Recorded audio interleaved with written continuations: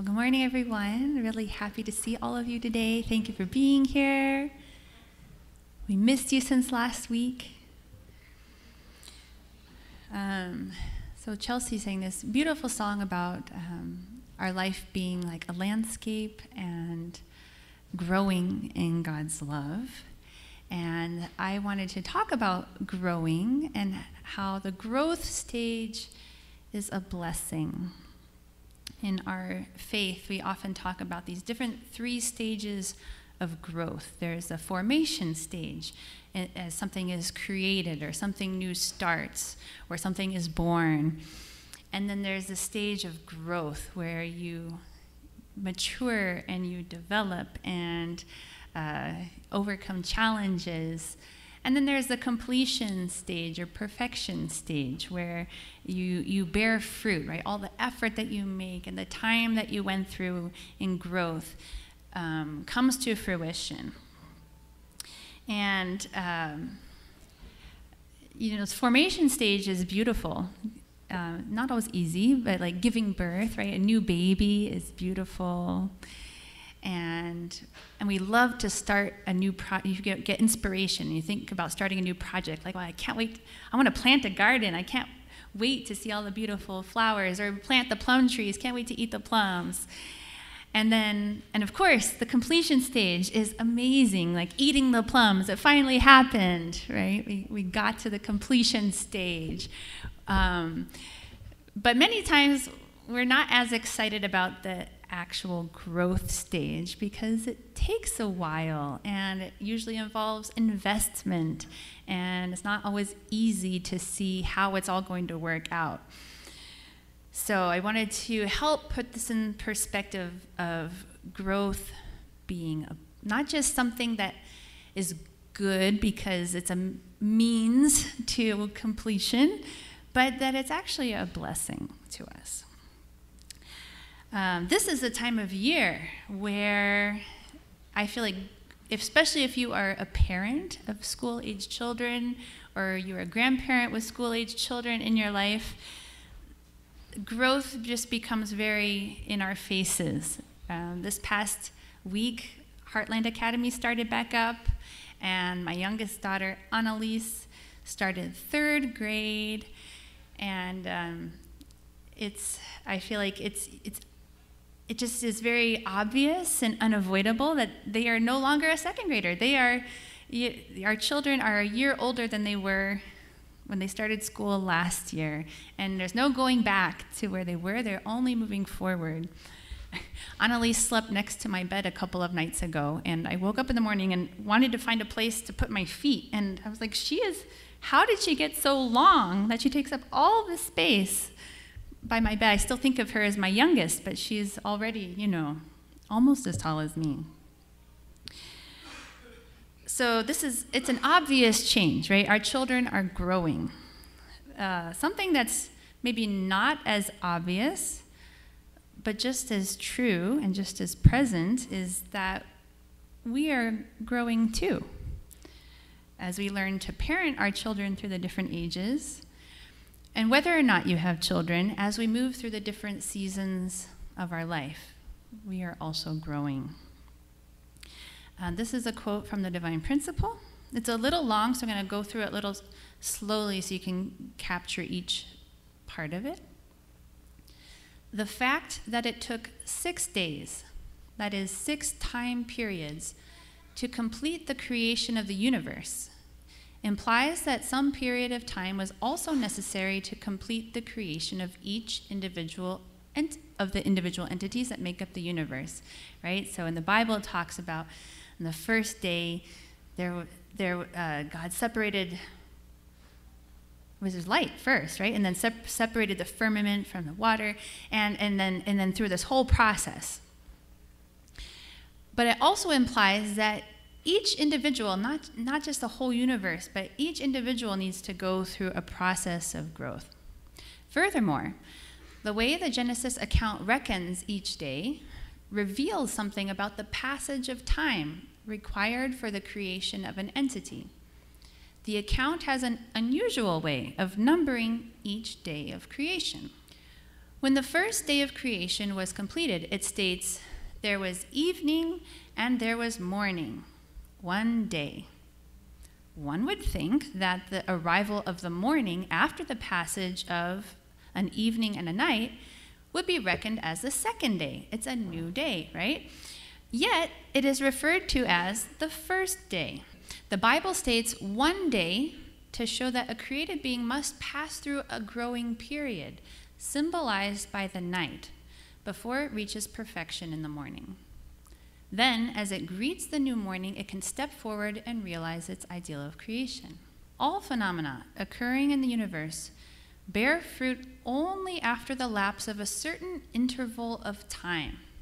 All things are designated to reach completion only after passing through a set growing period. So, evening and morning, one day. We have to go through the night to get to the day, and the night symbolizes growth. I think that this verse about the growing period happening during the night is actually very informative. For one thing, passing through the night takes a long time. I don't know when was the last time anybody pulled an all-nighter, but the last time I did, I really try not to do that, but the last time I did that was when I was on my paddle race down the Missouri River, and we paddled through the whole night because at nighttime in the summer it's cooler, and you want to get as far as you possibly can in one day before you have to rest. So normally we sleep through the night, and it kind of passes quickly. You know, you go to bed a couple hours after dark, and you wake up when the sun rises, and most of the night passes unaware to us. But if you happen to work at night or you pull an all-nighter, I can tell you that the last 3-4 hours of the night go so slowly.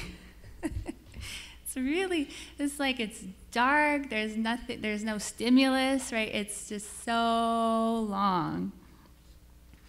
It's also dark, and we don't always see the progress that we're making through the night.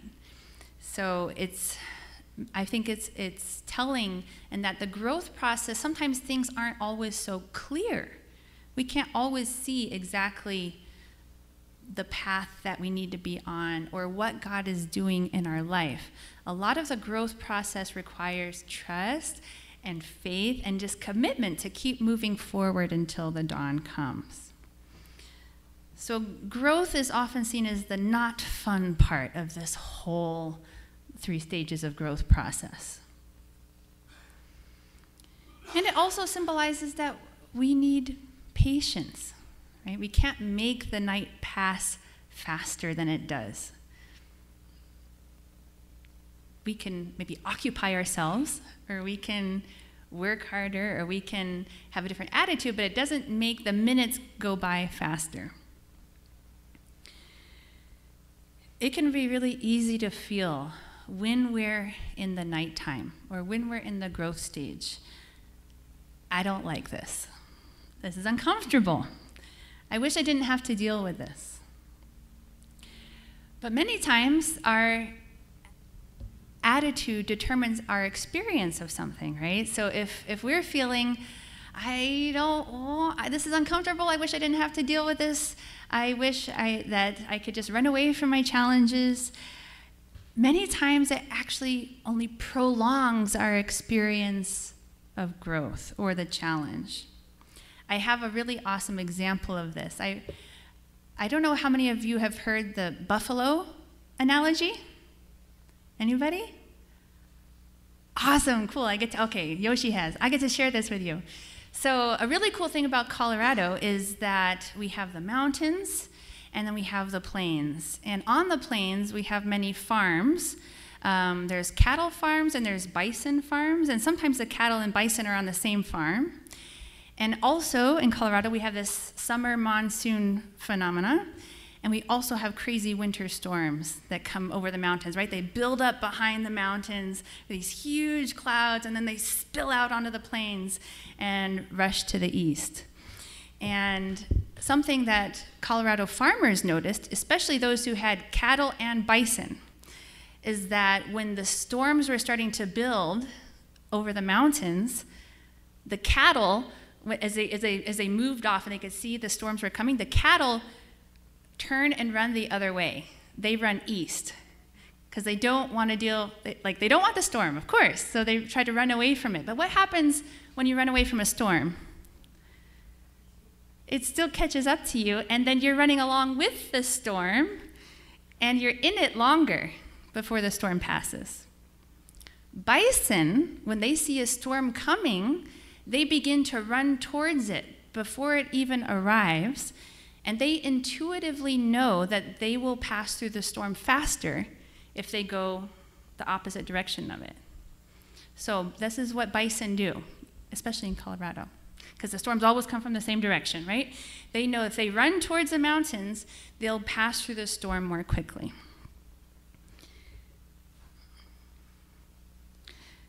I think, so the question is, which one do we resemble more when we're faced with a challenge? Or we see a storm coming? Chelsea's like a cow, I know it. I don't want to deal with that. I want to get away from it. But are we ever able to really outrun the challenges? We might be able to avoid one or two, but then there's always another one that comes about as a result, right? There are challenges in our life, and there are difficulties that we have to overcome. There's things in ourselves that we need to overcome as we face our challenges. Here's another quote by our founder, Reverend Moon, which I think fits with this analogy very well. The harder, the more challenging the situation is, the more progress you will make. Do you realize that?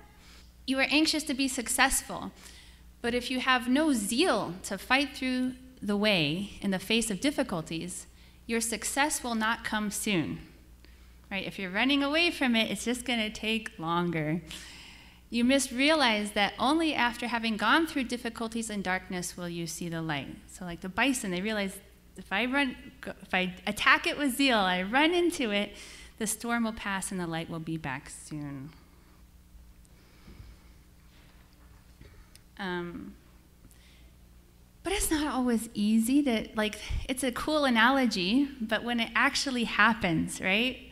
When somebody in our family is upset at us, or we know that we did something to hurt somebody, or maybe we know that we have a big challenge coming up. Maybe we're starting college, or maybe a new job, or maybe we just know that there's something in our past that we haven't really faced, and it keeps popping up. There's always, we know that we've got something to deal with, but we don't want to deal with it. It's hard in that moment when you feel that, or when you realize that, to want to just stop and face it and deal with it.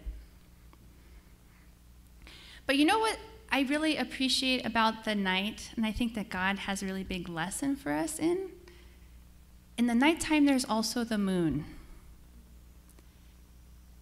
And many times, almost all parts of the world, the sun is kind of an analogy for God and God's love, right?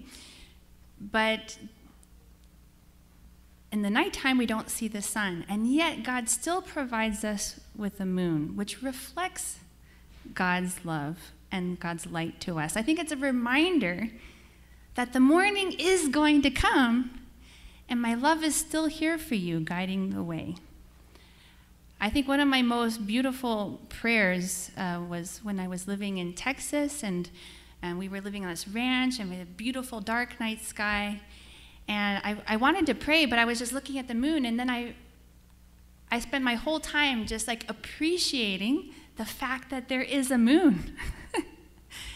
That there is a moon for us to remind us of God's love, to provide some light as we pass through our dark times.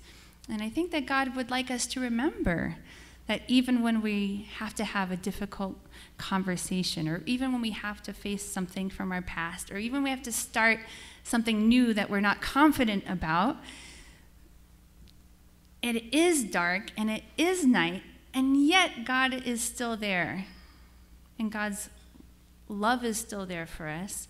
And if we look for God's light, he can still guide us through it. But growth is a process, and it's a blessing. I have a really simple analogy of how growth can be a blessing. When I was in kindergarten, I remember trying to learn how to tie my shoes. And it was a really big challenge for me. I remember at my Montessori school, they had like a board with shoelaces, and you could practice tying your shoe on it. And I kept trying, and I would fail. And then one day I got it, and I was like, yes, I learned how to tie my shoe. And then I went home, I was like, Mom, I can tie my shoe. And then I tried to do it, and I'd forgotten.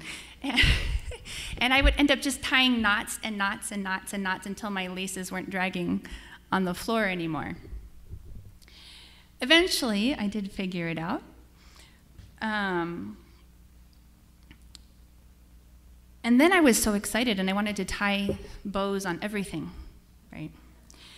And it's kind of silly, but can you imagine going through your whole life and not learning how to tie a bow, or not being able to tie your shoes? I personally don't even buy shoes anymore that lace up, unless it's hiking shoes. I still don't like to tie. But wouldn't it be sad if you had to go through your whole life and you could never buy shoes that laced because you couldn't do it, right?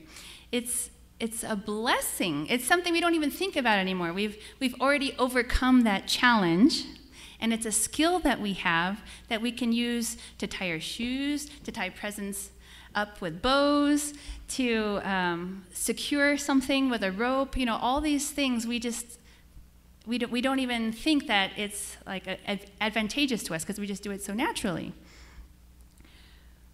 But going through that initial struggle as a child is actually a blessing, because then we have a skill that we can take with us through our whole life. And we're constantly doing that, right? There's times when we might face a challenge, but out of that challenge, we're supposed to learn a skill. Or maybe it's not a skill. Maybe we need to learn a lesson.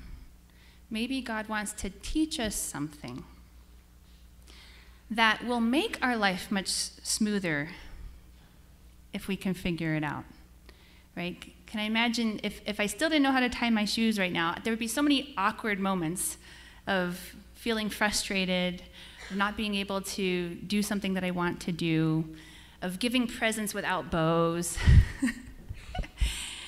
And it's the same, like every time we learn a skill or a lesson, it actually makes our life smoother. So there's a blessing in that challenge. But then on the other hand, if we avoid challenges, or if we're always looking for the easy route, or we're always like, how can I avoid this storm? Then we're missing our opportunities to grow. And if we're missing the opportunities that we have to grow, and we avoid this opportunity, and we avoid this challenge, and we try to get away from this difficulty, then down the road, we find ourselves in more and more challenges and difficulties that we're not equipped to deal with. Imagine if we as adults never learned to apologize when we made mistakes. Imagine if we never learned how to forgive others when they hurt us, and we only held on to grudges, and every time something bothered us, we just held on to another grudge, and another grudge, and another grudge. Can you imagine at the end of our life how weighed down we would be? Things like relationships and families only get more and more difficult without going through these difficulties, without learning the lessons, without seeing the blessings through the growth stage. But when we do learn the lesson, and when we do gain a skill, don't we feel energized? Don't we feel confident when we've overcome a challenge? We feel hopeful about what's coming next in our life? And the great thing is we don't have to feel perfect. We don't have to be perfect to have this experience of learning and growing and developing our confidence and finding hope in the future. It's something, I feel like this is one of God's greatest blessings to us, that we can enjoy the process of our life. I think about children and how they get so excited when they learn something new, like tying their shoes. Or I took Annalise to the library the other day. She wanted to go so badly and make a sticker. There's it's called an Idea Lab, where they have equipment and you can do 3D printers and you can make your own vinyl stickers. And her siblings have been coming home with vinyl stickers on Fridays with Sunny's Friday Day, like every week. And she's like, I really, really want one. So I was like, I took her, and I'm looking at this computer and this whole cutting machine, and I'm completely clueless. But Annalise, and I was like, I'm not gonna, you have to talk to the person and figure it out. And she was so motivated, she overcame her shyness to ask the person in the library, like, how do you do this? And he sat down and we did all these different steps. And it was like so cool for her that she came home with a pug sticker. And she wants to go back like every day and make a new one now. But it was like this confidence boost. Like, I didn't know how, I didn't have one, but I figured it out, and here's the result. And I can do this. Even my boys, Nathan and Aiden, got inspired to create a board game. And for like 3 weeks, they've been in their free time developing a board game, creating tokens and cards, and they had friends come over yesterday and test run it, and they got feedback, and it's just been really cool to see them create something on their own that's giving them confidence in their abilities. And that's just exciting, right? I see something new in them, something that it's a confidence booster, right? So I feel like God made us this way that, it's not just when we're kids that we go through the growth stage and we learn new skills and we overcome challenges. Because how boring would life be once we become adults, right? If we already knew everything and we were already good at everything, right? But it's like God's blessing to us that we can enjoy the whole process of our life and continue to learn and grow and continue to develop our relationships and continue to grow our heart all the way up to the end. Even after the growth stage, we talk about perfection or the completion stage. But I think even then, we wouldn't want to stop growing, would we? I'm sure that wasn't God's plan for Adam and Eve, to make it to the top of the growth stage and then to never do anything new or to never continue to grow their heart and their love, right? It's even after we've mastered the basics, or even when we feel like we've made it, there's still more we can do and more we can give and more we can grow our hearts. So we can enjoy the process of our whole life. It's God's blessing. So I'm going to finish with this Bible verse. This is 2 Peter chapter 1, verses 5 through 8. For this very reason, make every effort to add to your faith goodness, right? So don't just be a believer, but out of your faith, do something good with that. And then to goodness, add knowledge. Continue to learn. Continue to know about God. And then to knowledge, self-control. And to self-control, perseverance. Right? Develop your muscles, get stronger, be able to keep going. And to perseverance, godliness. Right? If we do all these things, we resemble God more and more. And then to godliness, mutual affection. And to mutual affection, love. I love how all of this leads to love. It's not like the goal is to just know about God or know about religion or something, right? The goal of all of these things is to help us become better at love. I'm giving a lot of examples of practical things, like learning how to tie your shoes and learning how to make board games, or or learning how to garden. But really, our biggest challenge in life and the greatest blessing in life is to learn how to love, and to learn how to love well. For if you possess these qualities in increasing measure, right? Sometimes we can do a little bit, but later we can do more. Then they will keep you from being ineffective and unproductive in your knowledge of our Lord Jesus Christ. We could be a believer and unfortunately be ineffective or unproductive. But we can do all these things, little by little, right? We don't have to have faith before we can do goodness, but we can add to it and it helps us grow. And then we can come back and add more later. All of these things lead us closer to resembling God in love. So this is my encouragement to you to, if you face a challenge, I would say it's not unusual to feel fearful or to want to avoid it. But when you feel fear or uncertainty or a feeling like I want to run away from that, take that recognition of that emotion as a sign that you can turn around and run into it instead. And that there is a blessing there, right? Even through the darkness, there will be a moon, right? God's love will still be there. And it will take time, so just accept it, right? Things may not change overnight. It might take a process of time to go through the night. But there hasn't been a day since the dawn of time when the sun hasn't risen again.